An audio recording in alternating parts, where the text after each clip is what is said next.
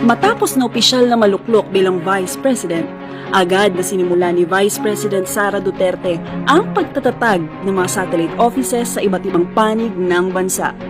Sa pamamagitan ng satellite offices, maisa sa katuparan ng Office of the Vice President ang vision nito na abutin, pagsilbihan at magbigay ng makabuluhang pagbabago sa buhay ng mga Pilipino. Dahil sa mga satellite office, hindi na lamang mga residente ng National Capital Region ang mabibigyan ng serbisyo ng OVP, kundi maging ang mga taga-Visayas at Mindanao.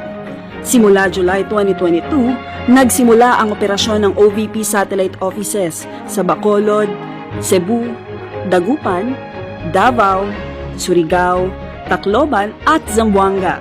Ngayong taon, binuksan na rin ang satellite offices sa Isabela, Bangsamoro Autonomous Region and Muslim Mindanao at Region 5. Dalawang extension offices naman ng Public Assistance Division ng OVP ang binuksan, isa sa Lipa, Batangas at isa pa sa Tondo, Manila. Ang pondong ginamit para ipatupad ang mga programang ito ay sakop ng kabuuang alokasyon na inilabas noong 2022 para sa OVP na nagkakahalaga ng 973.21 million pesos. Kasama na rin dito ang pondong ginamit para sa pagtatatag ng satellite offices at extension offices at ang pagpapatakbo ng operasyon ng mga ito.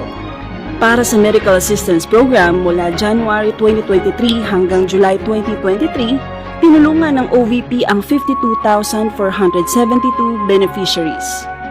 Katumbas nito ang mahigit sa 550 million pesos. Ang Burial Assistance Program naman ay nakatulong sa higit na 11,606 beneficiaries na ang katumbas naman ay mahigit sa 56 million pesos.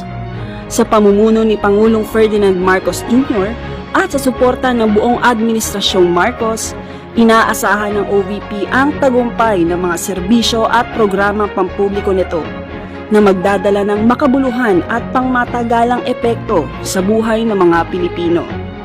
Iginagalang ng OVP ang pangako nitong maghatid ng mahusay, accessible at tumutugon sa mga pampublikong serbisyo at programa para sa ikabubuti ng lahat ng Pilipino.